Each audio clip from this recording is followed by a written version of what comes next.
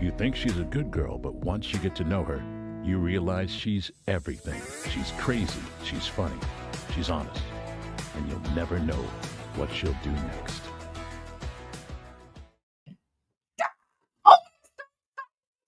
We're so excited to be here today. We've got a really exciting message. Today, our guest is Debbie Wildrick. And greetings, Debbie. I'm so happy you came today. I'm so happy to be here. Well, this is episode number 56 of the Being Tracy Show podcast with our famous producer back there, James Henderson, behind the camera. And Debbie and I met at Celebration Beach Church, right there in the front row, right in front of Pastor James.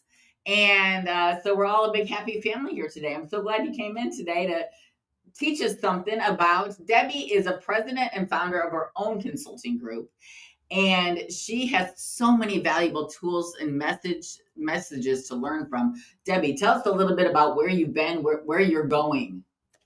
Well, I've been in the industry, the food and beverage industry, and that is really the industry of packaged goods. So food and beverage products that get to market on the shelves of retailers and into your hands over and over again as consumers. And so I've been doing that all my life. And I started out my career early on as a merchandiser.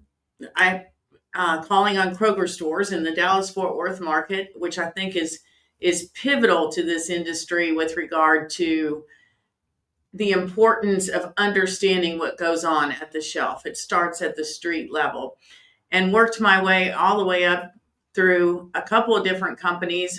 Early stage, I was always on a path where I was entrepreneurial, even with big companies. So with Tropicana, I was the convenience store. I was on the team that put single serve juices into convenience stores all across the country. Wow, that's impressive. Yeah. I had no idea that was you. That was you. Well, it wasn't me alone. I was on the team, but yeah, definitely. The Tropicana was the world's #1 juice at the time in the 90s, and they did not have any business outside convenience stores. And actually, convenience stores, as we know them today, were not like that back then. They didn't even have bottled water on the shelf. They might have soft drinks in there, but we put juice all across the country. And wow.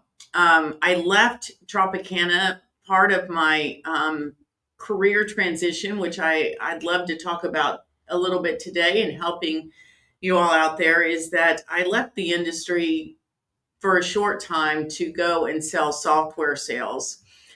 And now, what made you do that? How could you change from what you were doing with Tropicana? And were you with 7-Eleven already too? No. Oh, okay, you weren't there yet. It leads into 7-Eleven. So what's the reason sounds why like I a did pretty that? drastic change?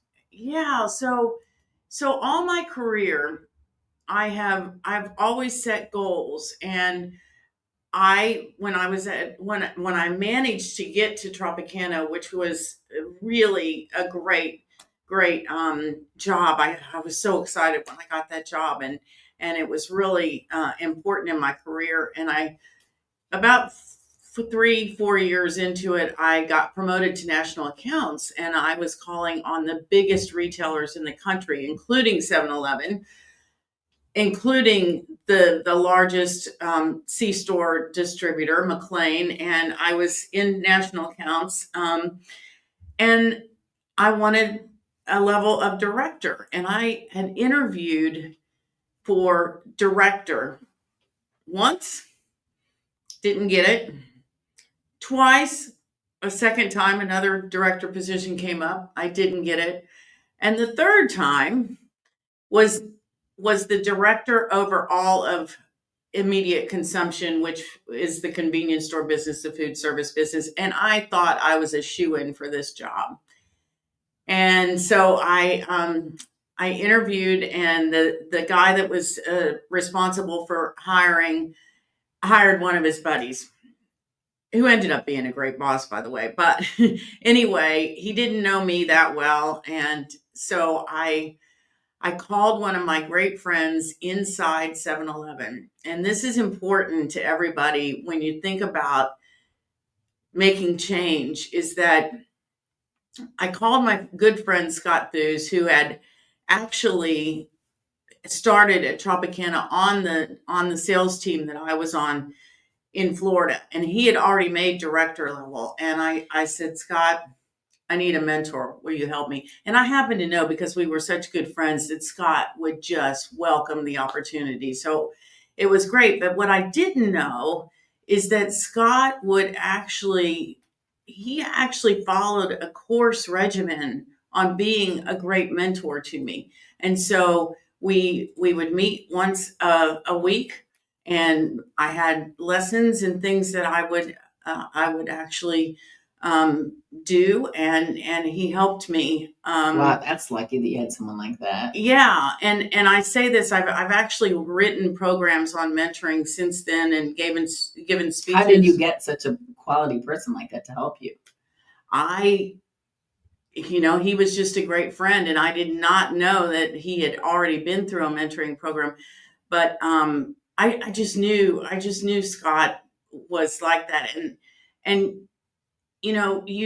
what's important. I mean, mentors sometimes come along. I've had some other mentors in early in my career, but what's important about mentoring is that you recognize in your life that you need one, or a situation, whether it's personal, it's job related.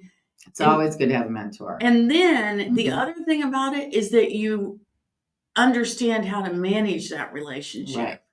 And you're much more effective managing it if, I got lucky because he already knew how to lead me, but I've actually given talks and used that in other times in my career, or even personal life. Like I said, I haven't necessarily recognized the need for that in my personal life, but we all have challenges of different degrees. Yeah. Exactly. Well, how would you recommend? Like, because I always say on this show, the what you're going to become in your future is directly based on the people you have around you.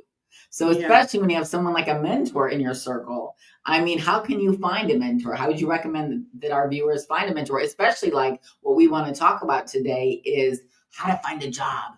If you're out there right now and the economy is a little bit tough, I know of a few people personally that are looking for a job right now. So what are what kind of tools with mentors? Obviously, is that the first thing you'd recommend? Absolutely. If and that's critical that you understand, because you may not know how to find a job, right? And so you need to look at your professional and personal relationships and evaluate them, and also in asking somebody to be your mentor, you want to give them the information that you'd like to receive from them, if you will. So this is why I need a mentor. This is what kind of help I need. Are you willing to do it? Because not everybody may feel like they're the right person for it, or they might not want to commit the time. So you definitely want to interview, if you will, your mentors as well. Would you pay your mentor? How do you? No. So it's just someone that you pick out of your friend group or your associate group that work in your company, or that work in another company but do the same kind of thing. Is that what you find out? I don't always recommend that it's somebody in your company, depending on what you're trying to accomplish, especially if you're trying to make a change. That you may want someone in another industry, or look at your professional network and pick somebody that has been accomplished at doing what you want to accomplish. That's really the ideal candidate. So what is the first thing? Like, I know a lot of people out there have been going to interviews and things like this, and they're not having much luck. Where do you think they should be looking for jobs? Or where should they be going? When I and one of the reasons why I switched off to the .com over to the .com was because I didn't get that promotion. So I didn't finish that part of the story. But during that time, Well, go ahead and tell that story then, real quick. Tell that story. Okay, yeah. So Sorry, I cut you off. No, that was all right. I got distracted myself. So I didn't get the promotion, and a friend of mine, With Tropicana? With Tropicana. Right. So I called the mentor. He worked with me, and we had a great time. But in the meantime, a friend had gone to work for a .com from Tropicana, and he called me up and talked me into coming over as a director.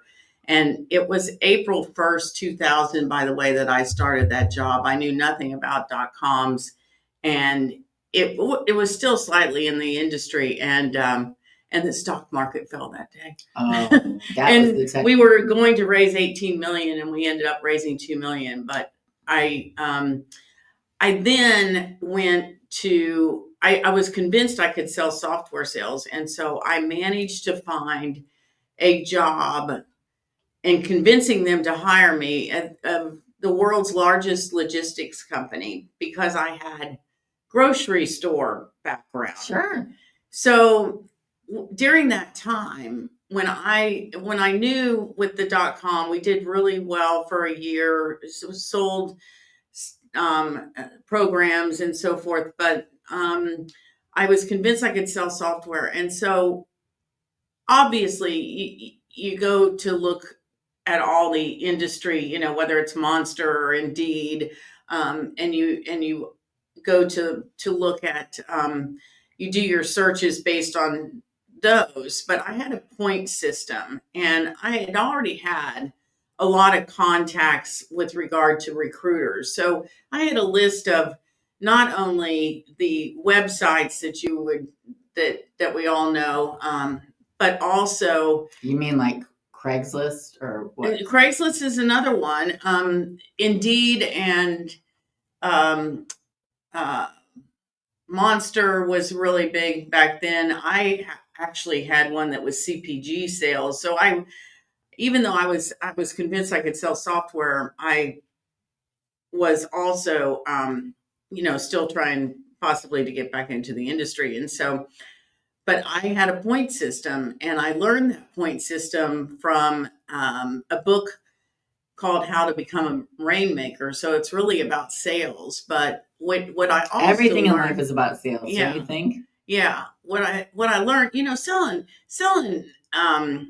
Tropicana to the number, who your retailers are, who your customers are. Sure. You represent the world's number one selling orange juice. Yeah. Yeah. I was good at what I did, and I was disciplined about it. But when you land your job at a software company, you have to learn how to really ask the right questions in order to be able to serve that customer. And it's right. all you don't necessarily have. You may have received the lead through a call in, which is sometimes better, but they're looking at all different types of software.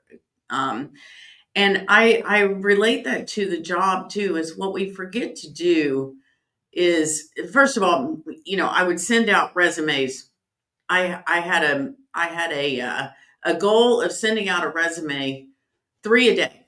Okay, I would make 3 calls to contacts that I already knew out of my network. Okay. And I would make 3 follow-up calls. And the contacts might be, recruiters. It might be, so I had my resume out there. Now, it's pretty easy in the first week to 2 to send out 3 a day, right? Right. But after a while, you have to really start going and looking. And so set your sights on the companies that you want to work for, and go to their website. Start really digging. And what happens in early on, if you're working at it like that and you're using that point system, then the energy starts, because especially if you're out of a job. I wasn't out of a job at this point. I was after the software company when I got the job with 7-Eleven. I got the job with 7-Eleven in 7 weeks. Never thought I was going to go to work for a retailer. Never thought I would. But if I wanted to work for a retailer, 7-Eleven was the one to do it. Well, now, what are the skills, quality, and then the qualities that are important that for other people to know to find jobs like that, to transition like you did? Yeah, well, know what you want to do first of all, and be very clear about that. And then the skills, first of all, understanding the job certainly as simple as writing the follow-up letters. And by the way, I'm learning a new secret too, is that it's really easy to do that with AI today. It's amazing. I just started using AI a couple weeks ago. I wrote a follow-up letter for my husband yesterday using AI, and he, changed it a little bit, but it's amazing. But making sure that you write the follow-up, and then what did he do as an example yesterday?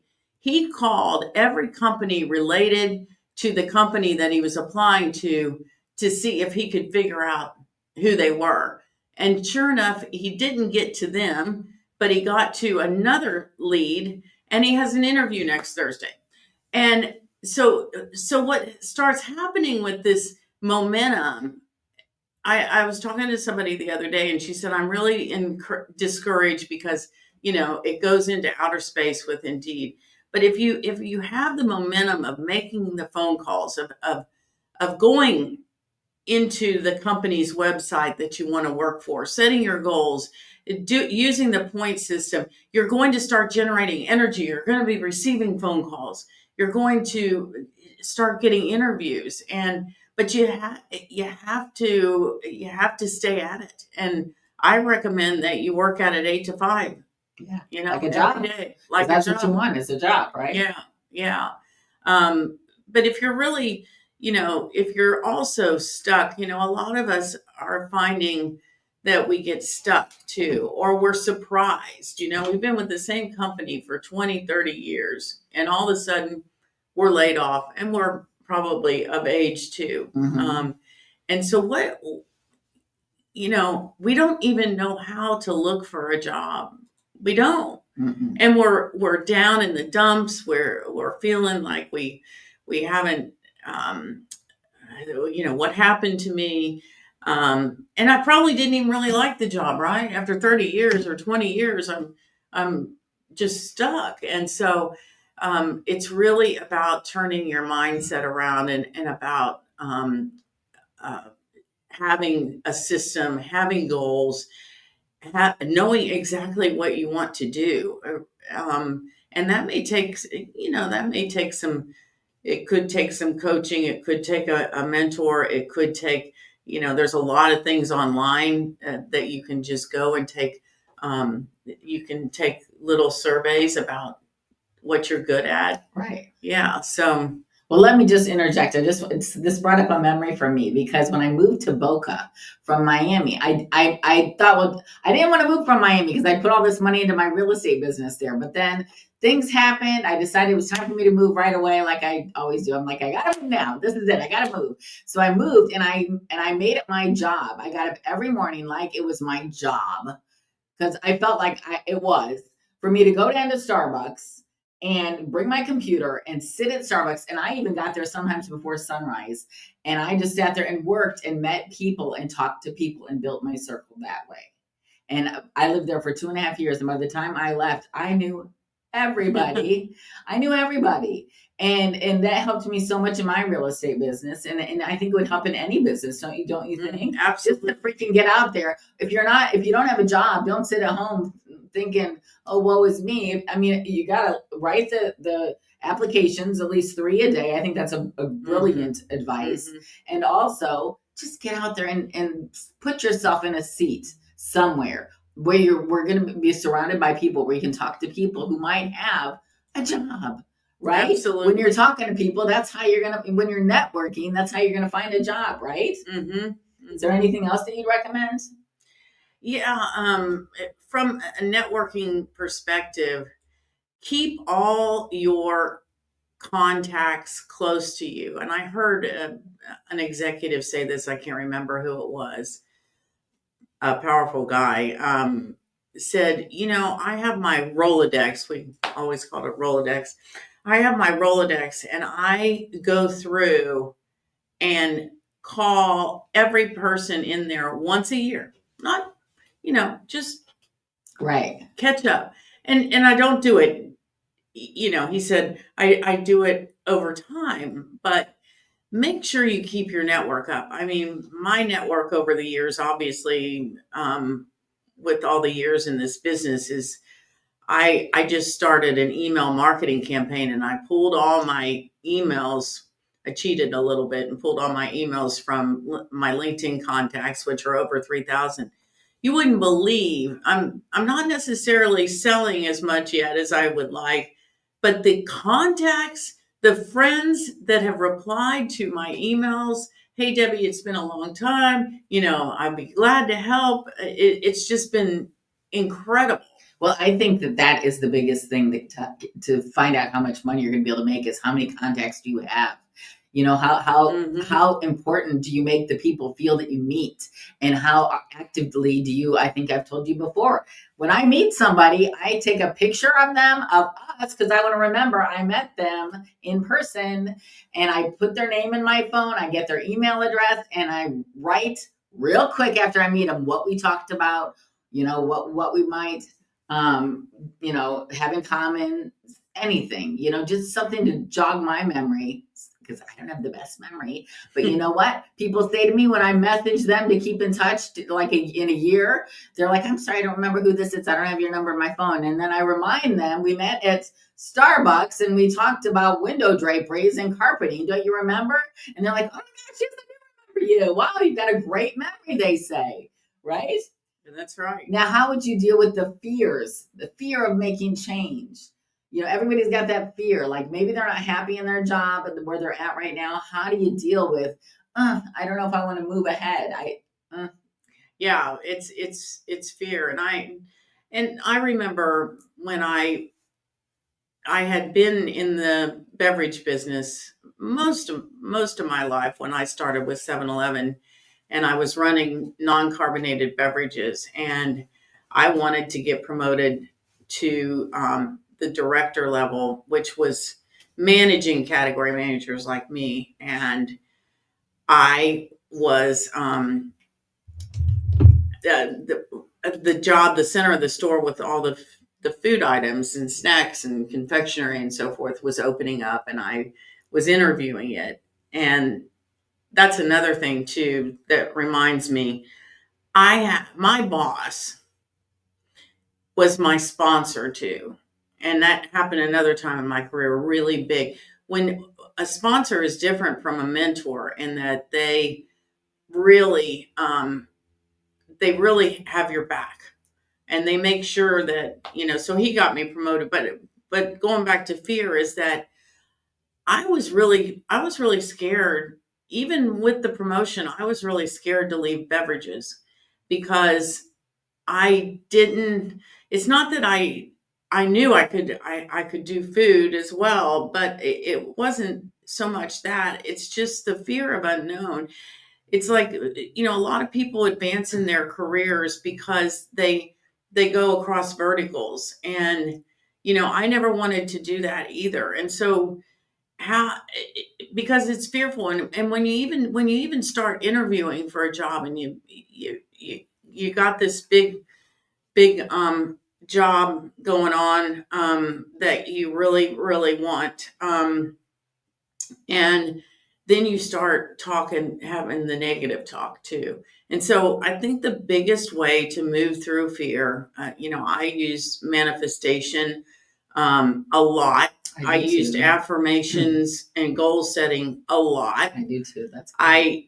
I am very new to prayer. I'm sitting here, but I have now, really involved prayer in my life. And I think that's what's really, really important when you're thinking about that fear, because we fear that we're not going to do it well. We fear that. I mean, I was let go of my big software job because I had a big meeting at Honda and blew it. And I knew I blew it when I went to the airport, sitting in the lounge waiting for my plane to take back off. I knew that the end was there. And that's the other thing too for everybody. That's some of the advice that I like to give. And I had somebody say this to me in an interview a couple of weeks ago, is that he said to me, he says, "It seems like to me that you have always had your head on a swivel." And recognizing when either you're not happy, you need a change, recognizing that you may have a job loss. And I've always been, either head of sales or even the president or CEO of startups later on. And the vice president of sales is the first one to go when numbers aren't being made. Yeah, and I bet. So I think always having your head on a swivel and knowing, and it gets you in the gut, man. It gets you in the gut, but you got to take action when you recognize that change is there, Totally is needed. Yeah, I agree. That's a great advice. Thank you. Yeah. Anyway, after 30 years in the goods industry, right? So this is the source that you're going to learn a lot from. I'm going to leave her information down in the bio below. But first, I want to give you the real estate minute. And then I'm going to ask James what he's thinking about over there. But first, I'm going to tell you, as of June 27th, 2022, that's the day we're filming this, the U.S. real estate market is experiencing a shift towards a buyer-balanced and buyer-friendly environment with increased inventory. Increased inventory, that means there's a lot of houses out there for you to buy now. Okay, and they've got to they're going to have price wars now because they want to sell to you. So if you want to buy a house, it's a great time. Nationally, existing home sales have declined by 2% year over year, while median home prices have risen to $414,000, a 1.8% increase in San Francisco, as a matter of fact. Median sales prices have increased by 4% year over year, with homes averaging 34 days on the market, which isn't very long if you want to sell your house. It's really good to get it with. Don't try to sell it by yourself. You're going to get more money for yourself, and when you get the negotiating power of a good realtor on your side. If you've already got a realtor you're working with, please get with that realtor and share your plans and tell them what you want to do, and they can figure out a strategy so you can do that in the quickest manner or however you want to get it, however quickly you want to get it. But if you don't have a realtor, I'm here at your service. I'm super here in Florida, but if you're not in Florida, I've got a lot of partners across the world, so I'm going to have my information as well. Well, I guess it's right there on the screen for you right now, but also it's going to be in the bio as well. Now, James, do you have anything else to add or any more questions for our interviewee here, Debbie? One never knows, do one. I know James always has good questions to ask. I actually have two questions because she alluded to some of them. One thing, my 30 years in the hospitality industry, I've literally hired thousands of people. And the one thing that I find that people don't do enough of, and this is, you talk about fear. One of the things to alleviate that fear is to spend some time looking in the mirror to find out who they truly are.